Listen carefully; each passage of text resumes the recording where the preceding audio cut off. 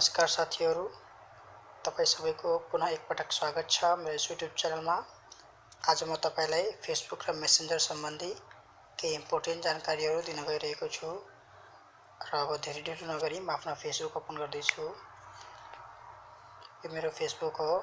तपाईले यदि data on गर्नुहुन्छ भने डाटाबाट हामीले कसरी सेभ गर्न सकिन्छ, हाम्रो डाटा कसरी कम युज होस् भन्ने चाहनुहुन्छ भने तपाई आफ्नो सेटिङमा जानुहोला र सेटिङमा गइसकेपछि एउटा यो डाटा सेभ गर्ने अप्सन हुन्छ। यसलाई चाहिँ अन गरिदिनु होला, जस्तै मैले अलि गरेको छु। सायद तपाईहरुकोमा यो अफ होला। यसपछि तपाईको अर्को सेटिङ चाहिँ तपाईले यदि आफ्नो नामहरु चेन्ज गर्न चाहनुहुन्छ, पासवर्डहरु चेन्ज गर्न चाहनुहुन्छ भने कहाँबाट गर्ने, तपाई आफ्नो प्राइभेसीमा जानु होला।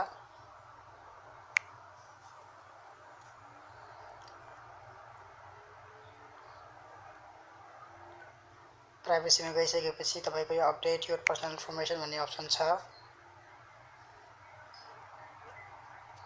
यहाँ चाहिँ तपाईले हेर्न सक्नुहुन्छ, माथिबाट नेममा गएर तपाईले आफ्नो नाम चेन्ज गर्न सक्नुहुनेछ र आफ्नो इमेल एड्रेस पनि र फोन नम्बर पनि। अनि यदि तपाई चाहनुहुन्छ तपाईको जुन फेसबुक अकाउन्ट छ त्यो चाहिँ तपाई डिलिट कि डिएक्टिभ गर्न चाहनुहुन्छ भने पनि यो अप्सनबाट आफ्नो अकाउन्ट डिएक्टिभ गर्न सक्नुहुनेछ। तर ख्याल गर्नु होला, तपाई डिएक्टिभ गरिसकेपछि फेरि केही टाइमको लागि तपाई चाहिँ त्यसमा मतलब पासवर्ड हालेर फेरि साइन इन नगर्नु होला, नत्र फेरि त्यो जुन डिएक्टिभको जुन अप्सन छ त्यो चाहिँ वर्क गर्दैन। र साथीहरुसँग म माफी चाहन्छु यदि हल्का तपाईलाई स्वर आइरहेको छ भने, किनकि अब मसँग अब त्यस्तो साधनहरु छैन। म जस्ट एउटा मोबाइल लिएर नै भिडियो बनाउँछु, त्यसले अब साथीहरु पनि हुन्छन् कोठामा हैन, अनि त्यसले पनि म हल्का भनौं न त्यस्तो राम्रो तपाईलाई क्वालिटी दिन सकिरहेको छैन। त्यसको लागि म धेरै माफी चाहन्छु। यसपछि यही नै तपाईको चेन्ज पासवर्ड भन्ने छ अप्सन छ। तपाई यदि आफ्नो मोबाइलको पासवर्ड चेन्ज गर्न चाहनुहुन्छ भने यहाँबाट चेन्ज गर्न सक्नुहुनेछ। माथि चाहिँ आफ्नो करेन्ट पासवर्ड राख्नु होला र तल चाहिँ नयाँ पासवर्ड राख्नु होला। यसपछि तपाईको यो युज टु फ्याक्टर र रिसिभ अलर्ट्स अबाउट अनरेकग्नाइज्ड लगिन्स भन्ने अप्सन छ। यो चाहिँ तपाईको जब तपाई यहाँ क्लिक गर्नुहुन्छ, यसमा चाहिँ तपाईले हेर्न सक्नुहुन्छ, if you get an alert from unfamiliar location or browser you will be able to reset your password and secure your account भन्ने अप्सन छ हैन। यो चाहिँ अब तपाईको अब भनौं न कुनै अब त्यस्तै नयाँ लोकेसनमा जानुहुन्छ भने त्यसको लागि मात्रै हो, तर हाम्रो अहिले युजमा छैन।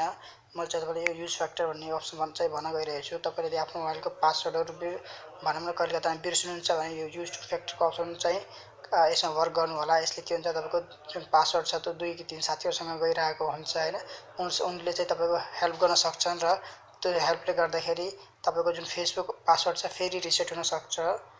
यहाँ गेट स्टार्टमा क्लिक गरिसकेपछि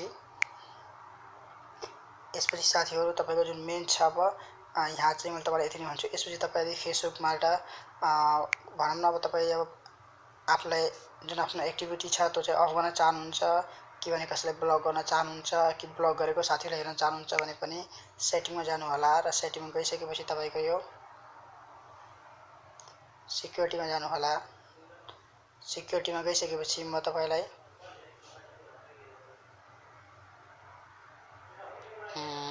यहाँ चाहिँ तपाईको यो एउटा अप्सन छ, यो पनि राम्रो अप्सन छ, जुन चाहिँ तपाई अब कुन मोबाइलमा चाहिँ तपाईले युज गर्नुभयो, कहाँ युज गर्नुभयो भन्ने कुरा चाहिँ यहाँबाट सजिलै पाउन सक्नुहुनेछ। यो पनि एउटा राम्रो अप्सन हो। तपाई यदि आफ्नो यसबाट लगआउट गर्न चाहनुहुन्छ लगआउट गर्नु होला र तपाईको जति पनि डिभाइसमा तपाईले युज गर्नुभएको छ आफ्नो इमेल एड्रेस सबैबाट तपाई लगआउट हुनुहुन्छ र नयाँदेखि चाहिँ तपाईको पासवर्ड हाल्नुपर्ने आवश्यकता हुन्छ।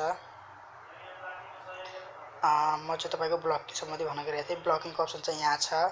ब्लकिङ चाहिँ तपाईले कोकलाई ब्लक गरेको भन्ने तपाईले आफ्नो इजी लिस्टबाट हेर्न सक्नुहुनेछ र यहाँबाट अनब्लक पनि गर्न सक्नुहुनेछ। र एक्टिभ स्टेटसबाट चाहिँ तपाईले अनलाइन आउँदाखेरि तपाईको साथीलाई थाहा होस् कि नहोस् भन्ने कुरा यहाँबाट तपाईले यसलाई अनलाइन कि अफ बनाउनु भयो भने थाहा हुँदैन, अनलाइन गर्नुभयो भने अनलाइन आउँदाखेरि देखाउँछ साथीहरुलाई। र तपाईको अब के आफ्नो टाइमलाइन सम्बन्धी सेटिङ छन्। टाइमलाइनमा चाहिँ तपाईको पोस्टहरुले हेर्न सक्छ कि सक्दैन, तपाईले ट्यागहरुले गर्न सकोस् कि नसकोस् भन्ने खालको सेटिङ छ। तपाईले यहाँ मिलाउन सक्नुहुन्छ सजिलै नै। र आफ्नो प्राइभेसी सेटिङमा चाहिँ तपाईको पोस्टहरु अनि फ्रेन्ड रिक्वेस्टहरु यस्ताहरु छन् हैन। यहाँ चाहिँ मिलाउन यो त सबैलाई प्रायः थाहा नै हुन्छ। र पनि अब तपाईलाई कसैले अब भनौं न अब तपाईको फ्रेन्ड लिस्टहरु कसले हेर्न सक्दैन भन्ने खालको पनि तपाईले यहाँबाट सेटिङ बनाउन सक्नुहुनेछ। यसपछि अब यहाँ चाहिँ म तपाईलाई अहिले यति नै भन्न चाहन्छु र यसपछि तपाईँ यो एक्टिभिटी लकको अप्सन छ। एक्टिभिटी लक भन्नाले तपाईँले आफ्नो मोबाइलमा फेसबुकमा के कुराहरू लाइक गर्नुभयो त्यो सबै कुराहरूको डिटेल यहाँ आउँछ र तपाईँ बाई इयर चाहिँ त्यसलाई चेक गर्न सक्नुहुनेछ यहाँबाट। यसपछि म ब्याक जान गइरहेछु। ब्याक गइसकेपछि तपाईँ अब कहाँबाट आफ्नो आफूलाई कसरी आफ्नो अफ देखाउन सक्नुहुन्छ या अफलाइन भएको देखाउन सक्नुहुन्छ साथीहरूलाई त्यस सेटिङबारे भन्न गइरहेछु। तपाईँले आफ्नो यो अन गरिसकेपछि एक्टिभको अप्सनमा जानु होला। मेसेन्जरमा गइसकेपछि र यहाँ चाहिँ टर्न अन लेखिरहेको छ, यसमा क्लिक गरेर यसलाई चाहिँ तपाईँ टर्न अन गरिदिएपछि तपाईँ यहाँ हेर्न सक्नुहुन्छ अनलाइन देखाउँछ र तपाईँ फेरि त्यही अप्सनमा गएर यहाँ चाहिँ क्लिक गर्नु होला। यस्तो लास्टको मान्छे भएको उसमा चाहिँ यहाँ चाहिँ एक्टिभ स्टेटस भन्ने छ, यहाँ क्लिक गर्नु होला र यसलाई चाहिँ यसरी अफ गरिदिनु होला र तपाईँ चाहिँ अनलाइन देखाउँदैन तपाईँहरूले आफ्नो साथीहरूसँग। अनि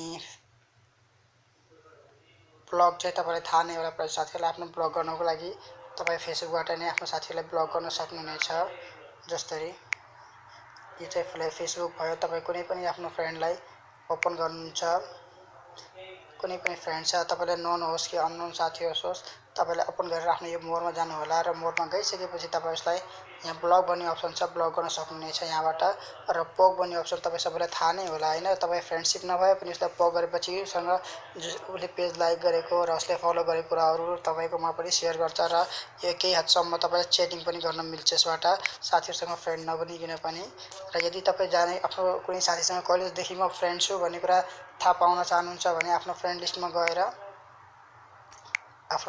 गएर सेम अप्सनमा जानु होला। म तपाईँलाई देखाउन गइरहेको छु। मेरो एउटा फ्रेन्ड कुनै पनि म यहाँबाट सिलेक्ट गर्छु। जस्तै यो मेरो फ्रेन्ड्स फर्स्टको मैले सिलेक्ट गरेँ र म सेम अप्सनमा गएँ। यहाँ चाहिँ तपाईँले हेर्नुहुन्छ सी फ्रेन्डसिपको अप्सन छ।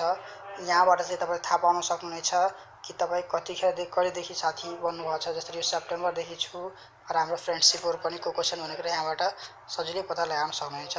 त साथीहरू आशा गर्छु फेसबुक सम्बन्धी जुन मैले तपाईँलाई नलेज दिएको छु राम्ररी बुझ्नु भएको होला र पनि यसमा केही पनि तपाईँलाई केही अरू कुरा बारे चासो छ भने पनि केही कुरा तपाईँलाई थाहा छ सोध्न सक्नुहुनेछ मलाई मेरो कमेन्ट बक्समा। म तपाईँलाई पक्कै पनि यसको जवाब दिनेछु।